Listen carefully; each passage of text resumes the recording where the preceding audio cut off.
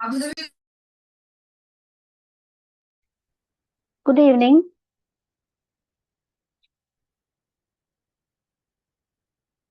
Good evening, Good ma'am. evening, ma'am. Yeah, very good evening. Hope the slide is visible, right? Yes, visible. Okay, so let's start. So we are in our, the second session of corporate restructuring. Let's have a quick, the glance of what we have discussed in our last session.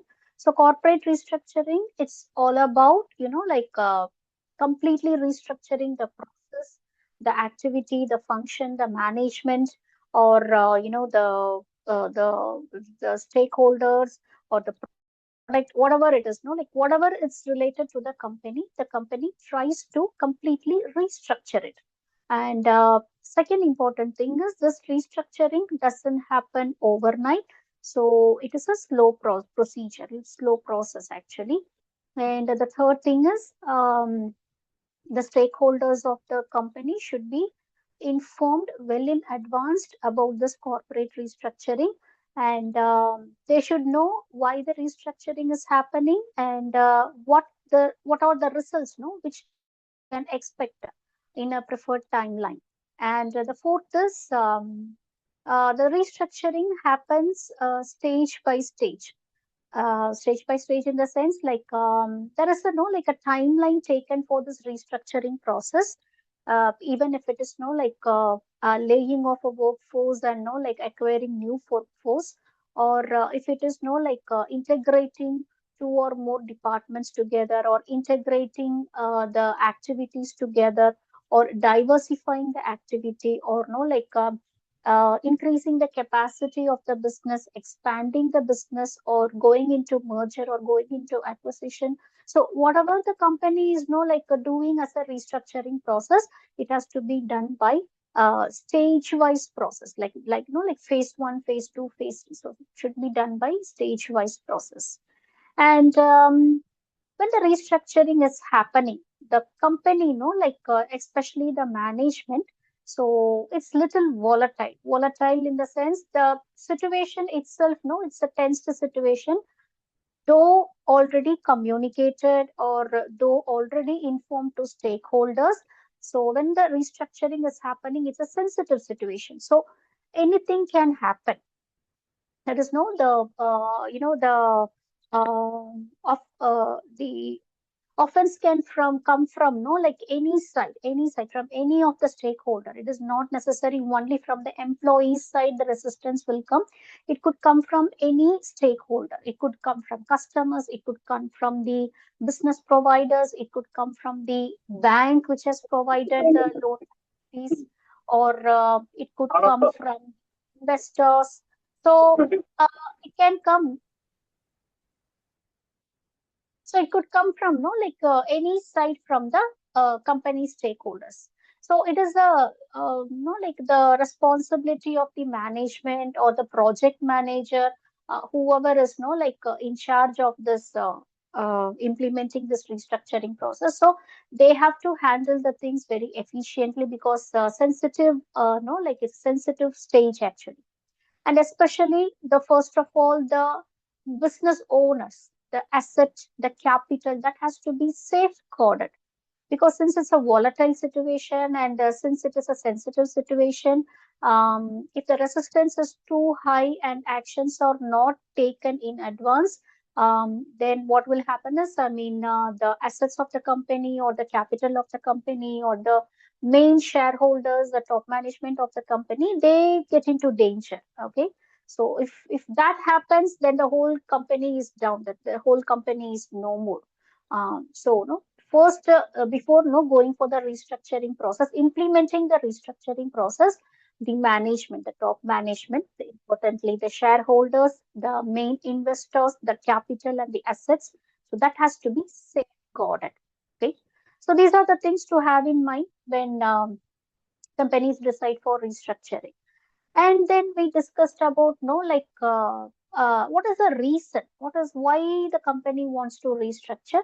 So for business expansion or to cut down the cost and to diversify their market, to diversify the product line or product mix, whatever it is, so they can go for restructuring process. And sometimes the when the newer generation take up the topmost positions in the organization, so they want everything new. They want a dynamic environment. They need something not trendy to be following, even if it is like a professional thing. They want to follow few things, no, which is happening right now, which is trending right now in the corporates. So because of that reason, also the restructuring process may happen. Okay, so because of the younger generation, the younger bloods, no, taking up the topmost positions in the company, and when the company decides to go international. Okay, so they are domestic company, they want to go international. Yeah, restructuring will happen. Okay, so these were the points we discussed. Let's see, move ahead. So what could be done for successful restructuring? Many companies follow different strategies. Okay, they have many plans, they follow different strategies. They have specialists for this. Especially the specialist could be the project manager, or the specialist could be the the program director or the program manager. And sometimes skilled persons, from external sources. Skilled persons will be taken into the company, taken into the this corporates, for successfully implementing, training the restructuring process, for training the employees, to accept the restructuring process. They can guide them, in each and every stage, how to adapt to this restructuring process. So setting specific short and long-term objectives to be achieved through restructuring. First, the company have to, segregate, classify short-term and long-term objectives. So then planning growth scenarios after restructuring in advance. So after once a restructuring has happened, then what to do next? So how to go with the growth phase, how to plan for it. So that should be decided in advance. Defining core businesses and focusing on them. So why restructure is happening? Because to concentrate on the core business. It's not done. The restructuring is definitely not done. Those spin-offs are done, though LBO leverage by done. The आठ बजे आठ बजे सुबह समय नहीं आता So those spin-offs are done, though leverage buyouts are done. The restructuring process is not to break the core business. It's not for breaking the core business, but it's to strengthen the core business. So the top management can spend more time. Mr. Syed Ali, can you mute your audio? Okay, thanks. Make sure you guys are muting your audio. Okay, so yeah. So it's always to strengthen the core business. That is not to concentrate more into the core business, and definitely not to break the core business. Okay. So even if it is a leverage buyout or a spin-off process, we will discuss what is a leverage buyout, what is a spin-off process. We will discuss that in detail. So developing a restructuring plan towards superior shareholder value. Whenever this restructuring is happening, please remember that it is not for safeguarding the employees. No, this is not about labor welfare. This is not about employee welfare. It is not about the employee, the work environment, enhancing work environment, improve the way. No, this is not about that at all. This restructuring is always focused on the top management. Top management means the founders, CEO, CFO, COOs, the investors, shareholders, and the other persons, no, which takes up the top positions in the company, the chairman, the president, vice president, whoever comes under the top management, that hierarchy, that level, no. So to safeguard them, So they are more interested in the core business. So this is done only for develop the shareholder value, to safeguard them and to develop the shareholder value. Demonstrating leaders' commitments to restructuring, sharing a restructuring plan across the group of the organization. That is, if the organization is having more group organization, the sense no like more sister organizations or brother organizations, whatever. So everyone has to be informed about that. Setting objective criteria to identify candidates for restructuring, and you have to know the management should be very careful while selecting the right person who can handle this restructuring process, because if the leadership breaks, if the leadership is volatile, if the leadership is not no like rigid, or no like not no and not so no like rigid, then the whole process will be like a chaos, because the employees, the other stakeholders, they will not align with this restructuring process. So the leaders, the appointed leaders who takes up the responsibility of this restructuring process, they should be like very strong. They should have they should possess a very strong leadership skill, and assessing restructuring alternatives and selecting the best option. So there is not always only one way. It could be, the company can always have a plan B or plan C, like to adapt to any sudden change or any sudden, the trend, like which is going to happen. Finding the right partners to complete the transactions, executing restructuring in a swift and intensive manner, and monitoring the progress of a restructuring plan on a regular basis. So since this is done no stage by stage, okay, so phase by phase. So after completion of each stage or each phase, so monitoring has to be done. They should know like check whether whatever they have done as of now for restructuring, whether they have done it right. So if not, they should check where the no mistakes have happened or where the gaps has happened. They have to identify it, so rectify it and move on to the next stage. So involving external advisors in the restructuring process. If the organization is like a bigger organization, say a multinational or international or a corporate organization, or it has multiple branches, or it has multiple products, or it has like multiple activities. So it's always best to involve an external advisor. This advisor could be like a mediator, or like a corporate leader, or it could be an external agency as well. There are many agencies or many companies which handles the restructuring process in other companies. They are like actually good at that. So hiring these agencies or the other companies which can handle the restructuring process, so that is like best advisable. Okay, so then is preemptive restructuring. Preemptive is all about preparing the stakeholders before the restructuring happens. It's not that like informing them in advance and start the restructuring, and like forcing them to like adapt to the restructuring. No. So a preemptive restructuring, it's a simulation kind of a thing.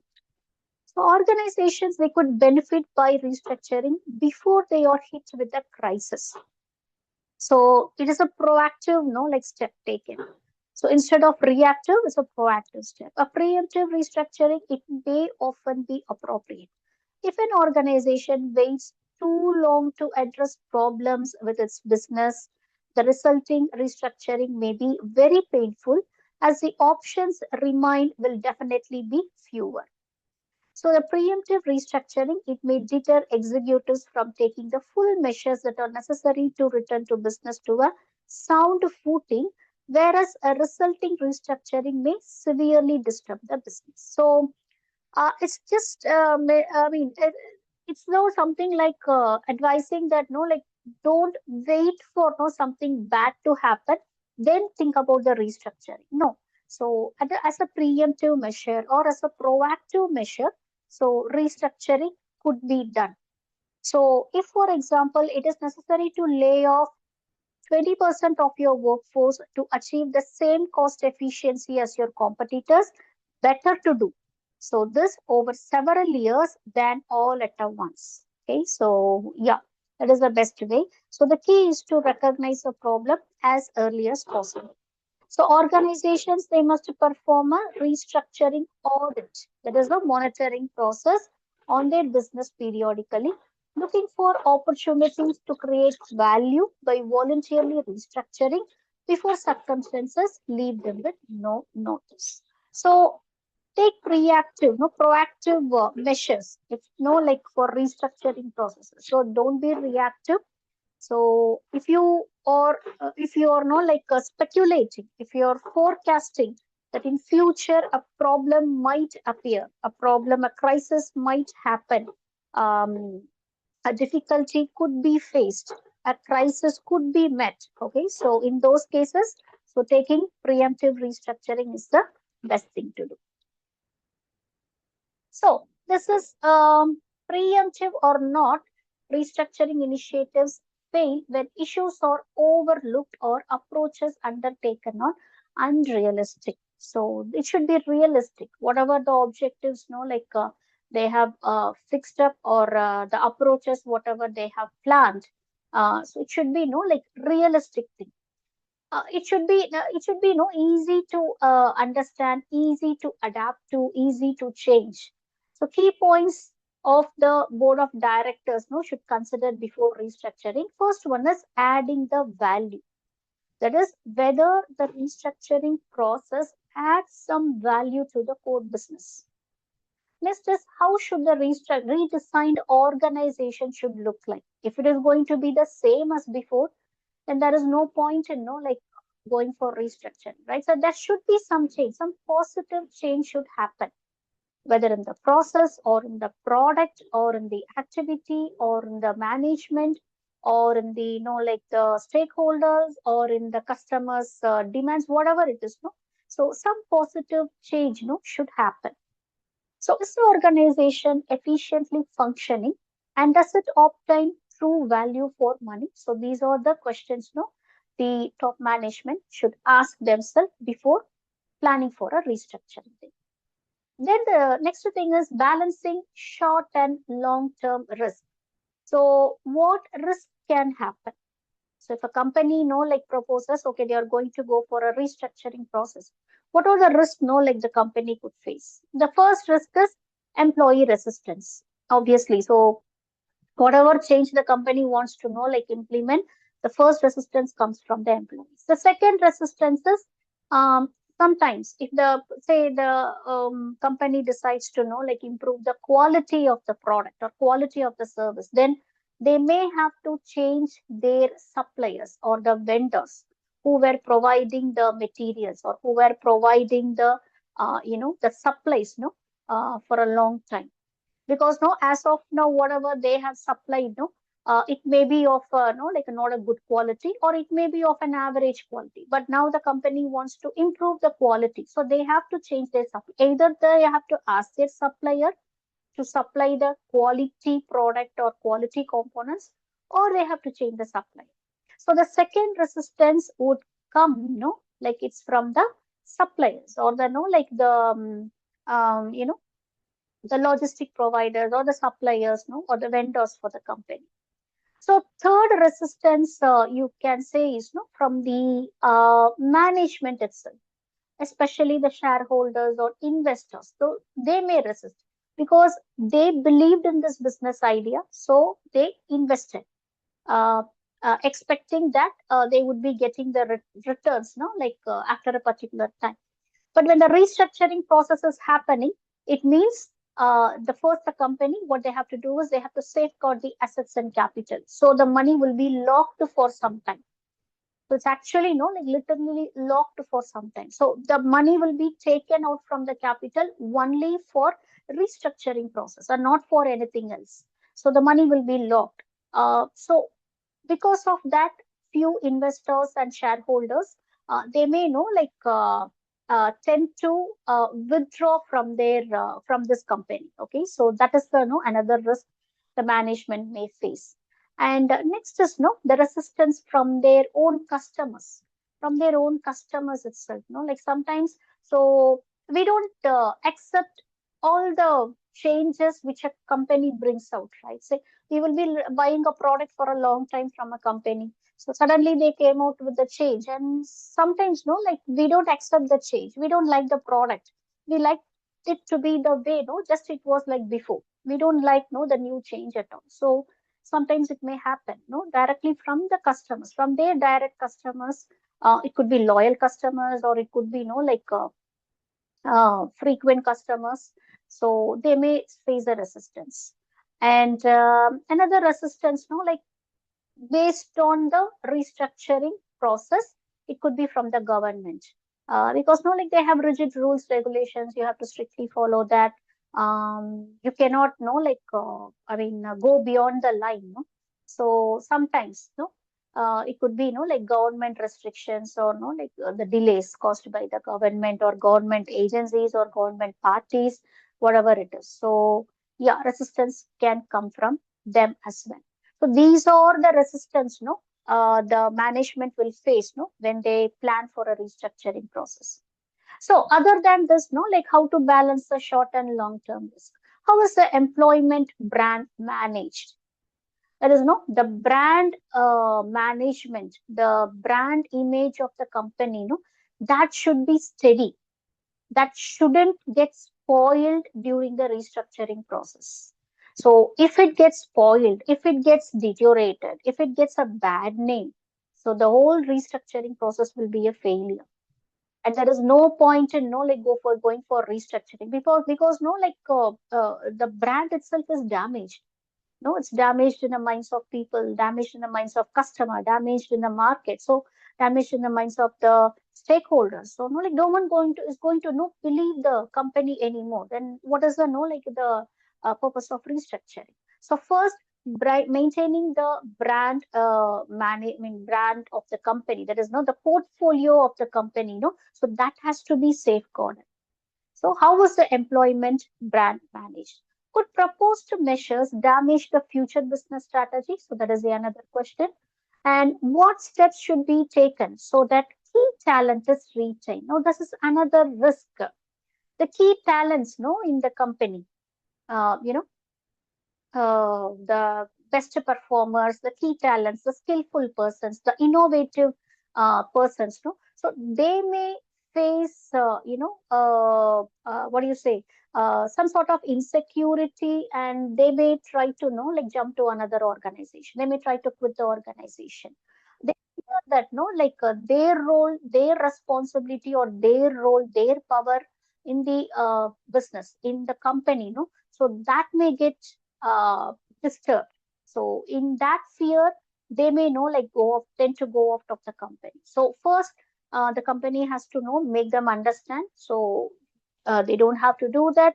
It's for the company's betterment. It's for the stakeholders' betterment. So they will can stay in the company, and they will be taken care of just like before. So all these things should be done. So how is the development of staff continued while restructuring? And what is the market impression about the organization? So that's where the portfolio management comes, the brand management, the portfolio management comes. So before any company going for restructuring, they have to make sure that brand image is maintained. Okay, so in the market, in the industry, they maintain that brand image. So in no way, no, like that has to be, no, like then is engaging effectively with staffs. Is the approach to restructuring consistent with the organization's declared values, or effective communication plans in place? Because if communication is a problem here, if there is no clear communication, no precise communication, no immediate communication is happening, then there is complete chaos, because no one understands what is happening in the name of restructuring. What is happening in the organization? Everyone will be confused about it. So clear, precise communication, it has to go. So is management engaging with staff in an appropriate manner? And how does staff feel about being part of the organization? So these questions, and more than there is more, no, like other than these questions. So especially these questions should be, no, like asked uh, by the, no, like the management. They have to check themselves before they plan for the restructuring process. Now, prior to restructuring, what the management has to do? Cash reserve, safeguard the assets, safeguard the capital, the cash reserve of the company. Because as I said, during the restructuring process, it's a volatile situation, it's a very sensitive situation. So one strong resistance from one corner, it may become an agitation, and that may trigger multiple resistance from multiple corners. So first, cash reserve is very, very important, safeguarding. So make sure that the organization's owners, leadership team, and the directors are personally protected. When the organization is in trouble or under restructuring, it is vulnerable to lawsuits from creditors.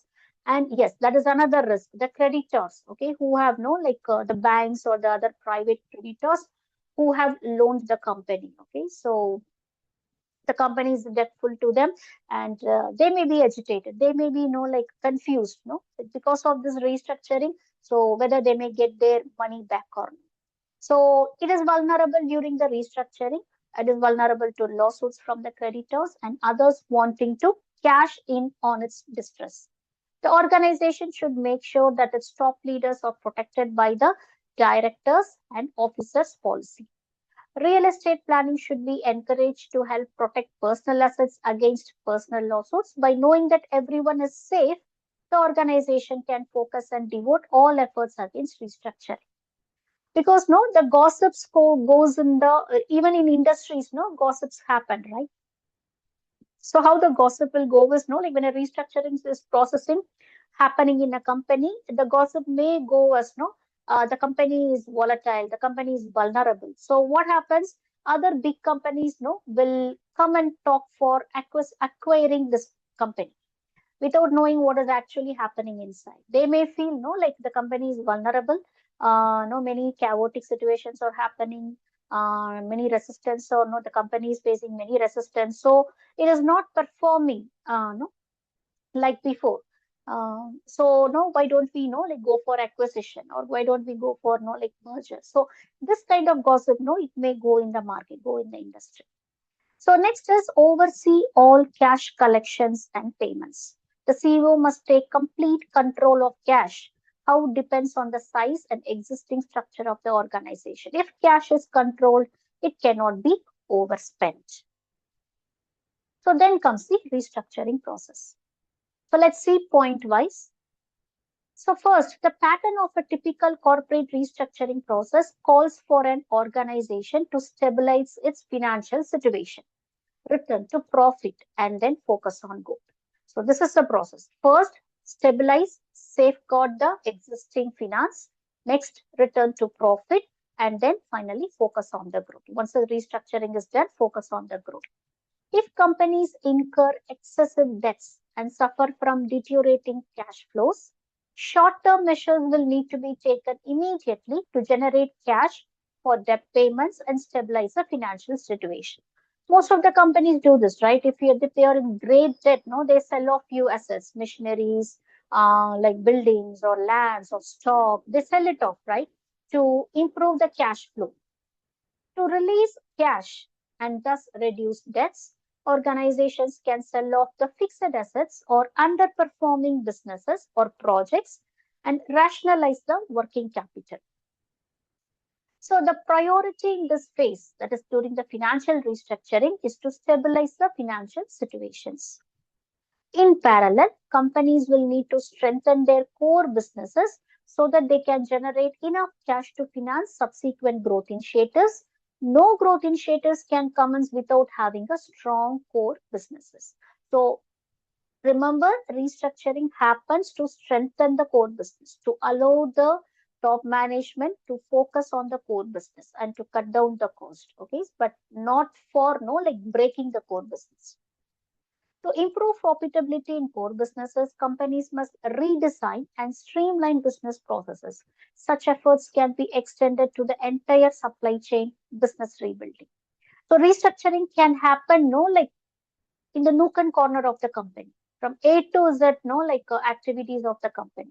It doesn't mean only on one particular department or one particular product or one particular process, but the entire restructuring, it can happen. This involves a whole range of organizations' business activities, including the strategies and individual business processes. So when organizations have improved the efficiency of their core businesses sufficiently, they are poised to shift emphasis from the short-term profitability to long-term profitable growth. Because that's what is being done, right? So increased cash flow has happened because because the company has closed off, shut down those operations which is not profitable. Now, since the cash flow is happening, now they can plan for the long-term profitable growth. To sustain the growth, companies need to launch new products, develop new markets, value building growth. Growth initiatives usually take several years to yield results. So that's true. So now the company can now introduce new product line, product mix, product length, depth, whatever they want to know, like they can go with it. Consequently, companies will need to consider front loading of growth initiatives, and in many cases, business rebuilding and value building growth takes place simultaneously rather than one after the other. However, unless a company undergoes organizational restructuring, it is more than likely that the inefficiencies that force a company to undergo financial restructuring is the first place will surface again. So what they suggest is whatever restructuring process the company is going, so first organizational restructuring should happen at least in a smallest way. Okay, so few things has to change in the organization, the policy or the procedure or the function or whatever it is. Organizational structuring, restructuring has to happen, so that is the base for everything. Then go with the other restructuring, financial restructuring or product restructuring, process restructuring, whatever it is. So alternative divestiture structures. So what is a divestiture? Divestiture means to generate more cash flow. The company can plan for few strategies. They can go with few strategies like spin-offs or leverage buyouts or sell-offs or equity carve-out and everything. So in our next session, possibly maybe next week, if we have one, we are going to discuss, in detail about all these divestiture strategies. So what is a sell-off? What is equity carve-out? What is spin-off? What is a leverage buyout and many things. So other methods of divesting a so all these are for increasing the cash flow in the business. Okay, because the initial capital, the reserve that would be locked in. Okay, so in that case, you cannot take money from that reserved cash because that will be locked in during the restructuring process. So the company needs more cash flow, for maintaining the core business. So other methods of divesting a subsidiary include corporate split, tracking stocks. Corporate splits are commonly used to effect intra-group corporate restructurings and to prepare a business for divestiture. So corporate split is like simple concept. So breaking the corporate a company into two or three. Again 2 or 3 in the sense the split company, it's not something new of everything. Even the split company, everything functions under one single brand. Okay, so once under one single brand, all these split companies will be functioning. They will be having their own management, they'll be having their own cash reserve, but everything comes under one brand. A tracking stock is a specialized option for parent company to realize hidden value in a business unit or subsidiary while retaining control of the unit or subsidiary concerned. And moreover, a spin-in is the acquisition of minority shares in majority-owned subsidiaries. So consequently, majority-owned subsidiaries become wholly owned subsidiaries. So buy all everything, like small shares, keep on buying. So after some time, you will buy the whole, the company itself, the whole reserve itself. You buy it. So in many cases, spin-ins are executed with the aim of implementing group-wide restructuring and are followed by further divestitures. And last but not least, a joint venture can be used as a means of acquiring or exiting a business in 2 stages. First stage, the parent company and its partner company create a joint venture. So that's called joint venture, right? And in the second stage, parent company sells its remaining shares of the joint venture to a partner after a certain period of time. So in both the ways, no, they can go with restructuring, and both will ensure the cash flow in the company. To achieve value building growth, companies must develop and maintain balanced business portfolio. No growth can be achieved without having strong core business. So cash flow generated by core businesses are essential to fund for growth initiatives. Yet strong core businesses alone do not guarantee value building growth. So develop and maintain balanced portfolio. The challenge is to nurture promising options. So we have come across this term, no, like portfolio, brand portfolio, company. What is this portfolio? Portfolio is the the way the stakeholders see a brand. Okay, so that's portfolio. For example, take Apple. If we say Apple computers or Apple phone, how we see it? It's quality. Apple means quality. Apple means long life. Apple means innovation. Correct, right? So that's the portfolio. That's the portfolio of the company. That's how they maintain their brand, in the market, in the industry.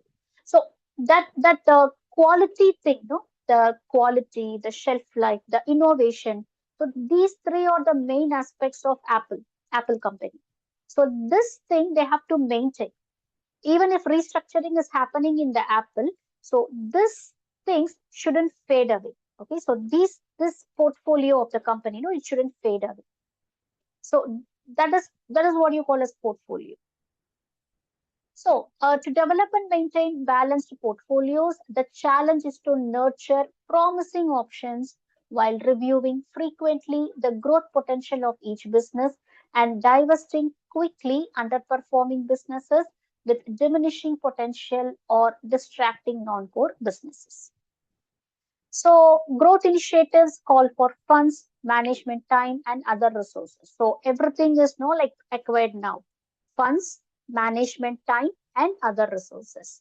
And divestitures of underperforming or non-core businesses can often release tied up source. So when you sell it off, when give it for lease, when give it as a stock option, obviously that the tied up resources, so it all comes out in the form of cash, right?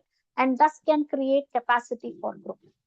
The two cornerstones of successful divestitures are: first is deliberate use of interim solutions to an eventual exit.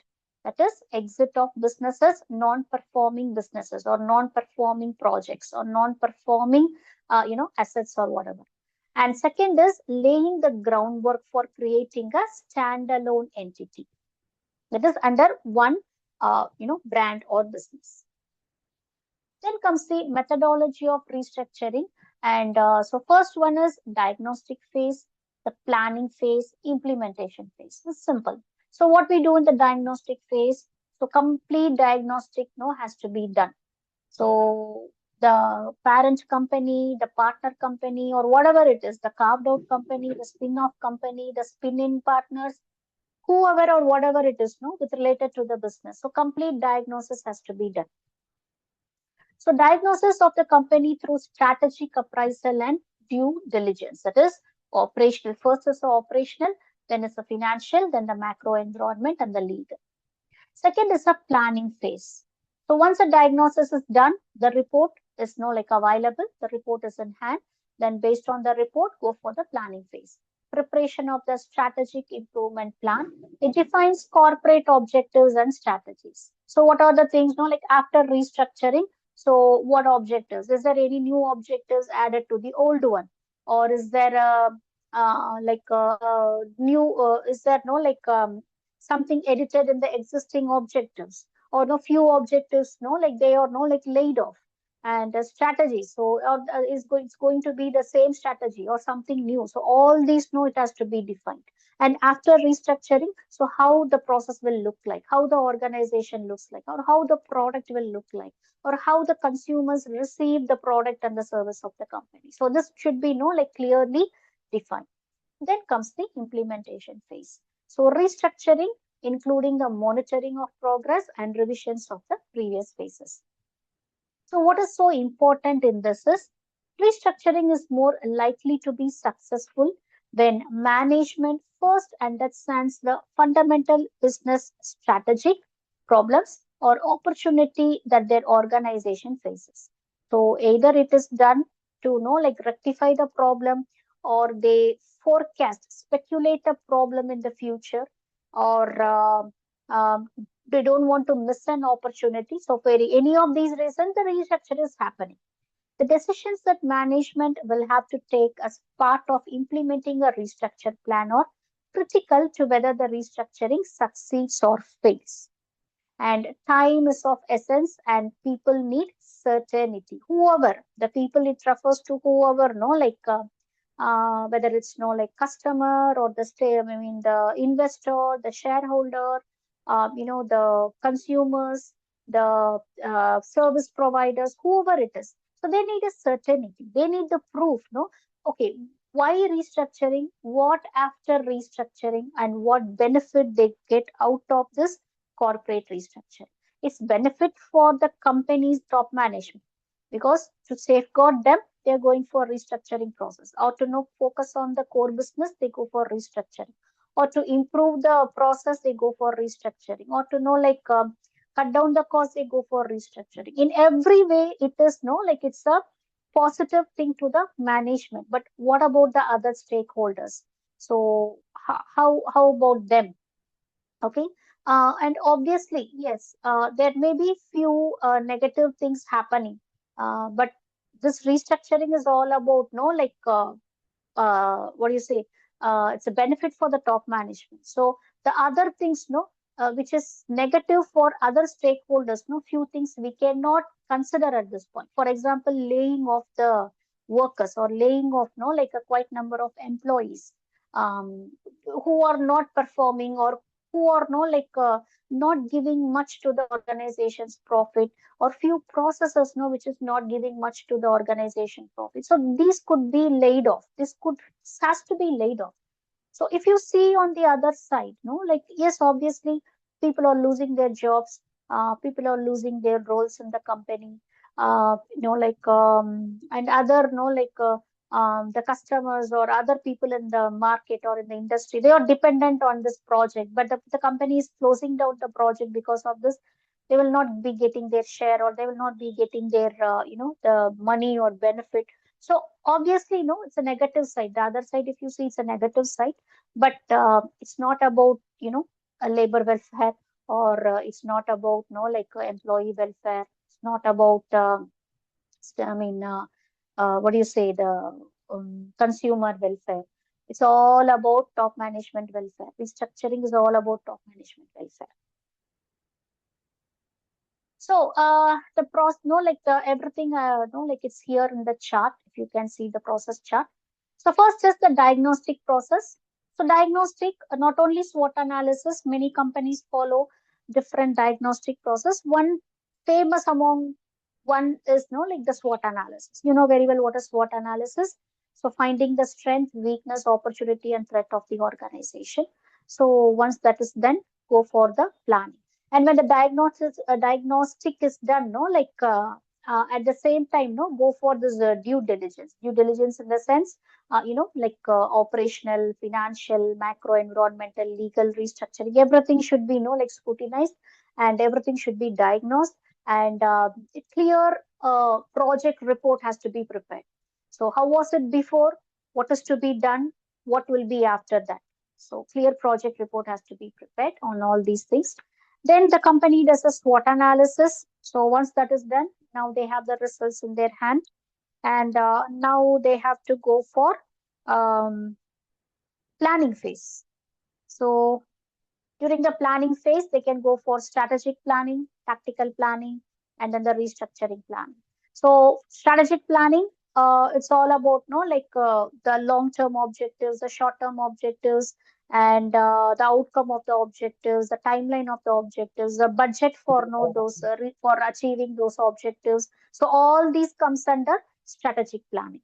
The mission statement, vision statement, why the company is existing, what they are supposed to give to the society, to their consumers, to the environment, to the government. So what they are planning to give. So all these comes under strategic plan. Then tactical planning, how to achieve it, what ideas they have to achieve it. So that comes under tactical planning. The objectives, strategies, finance, operations, marketing, everything, no, like complete departmental activities, no. So that comes under tactical planning.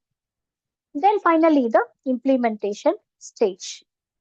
So go with the implementation, monitor the process, no, as the restructuring is being implemented.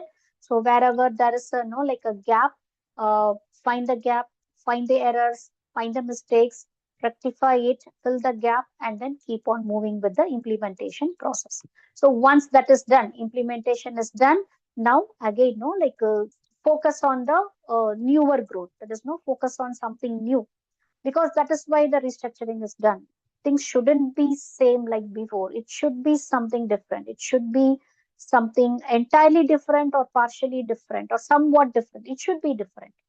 So that's what everyone know is asking for. The stakeholders and everyone know it's asking for. So I'm going to stop here because no like I have uh, few examples no to discuss with you. Yes, as of now, do you have any doubt here?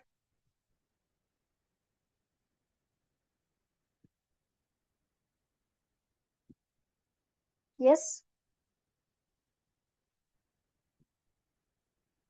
Okay, fine.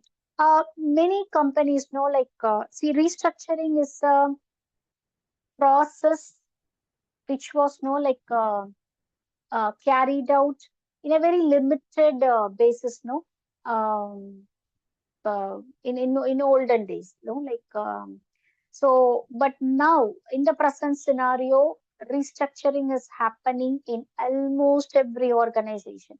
Even in your organization, take your organization for the matter, you may find restructuring process happening somewhere, no, like it would be happening. I think other than the government organizations, almost in every private organization and public organization, the restructuring happens. Okay.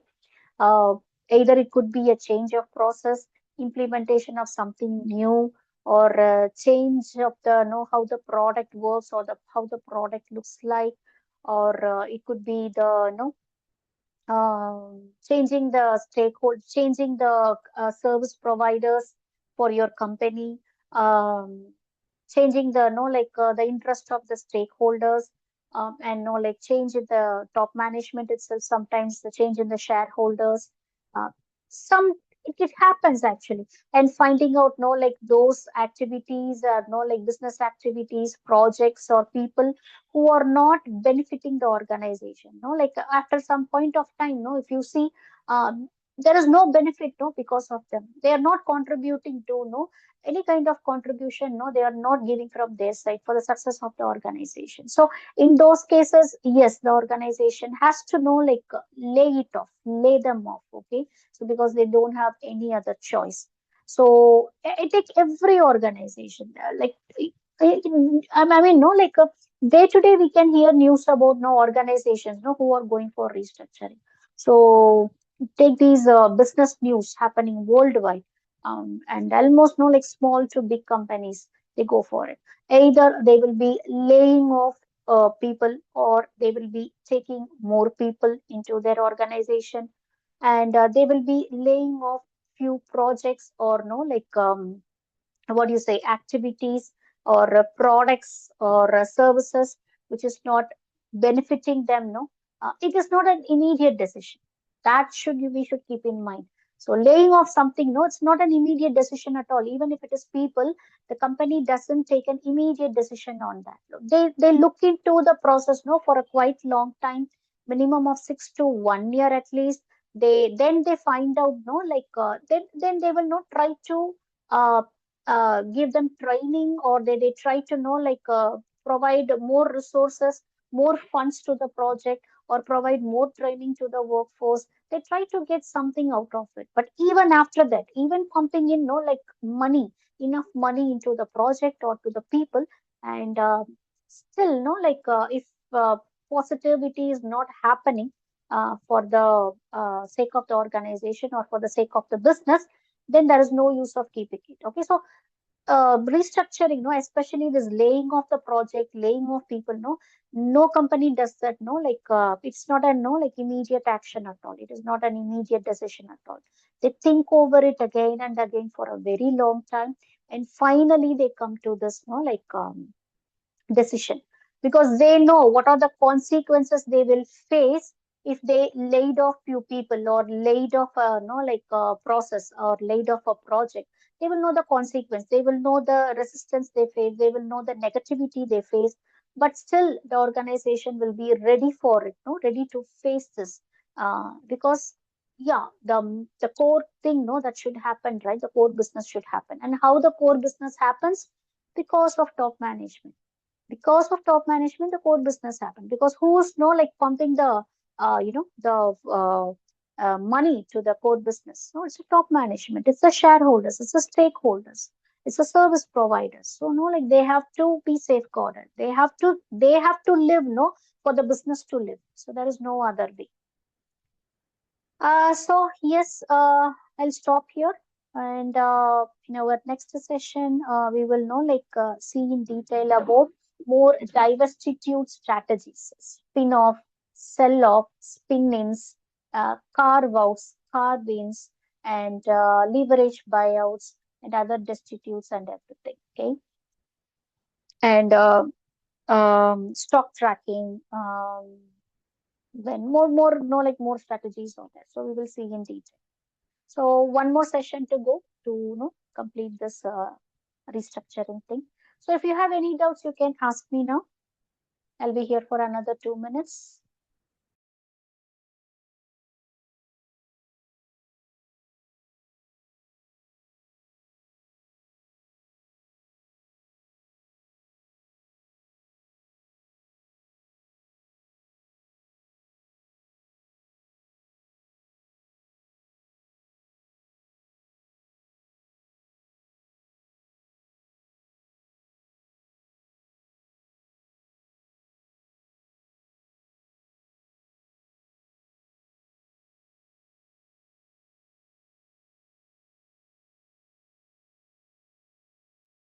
Okay. So if there are no doubts, we can know yeah, and now. So I'll see you in another session. Thanks for attending. Thank you, ma'am. Thank you, ma'am. Good evening. Thank you.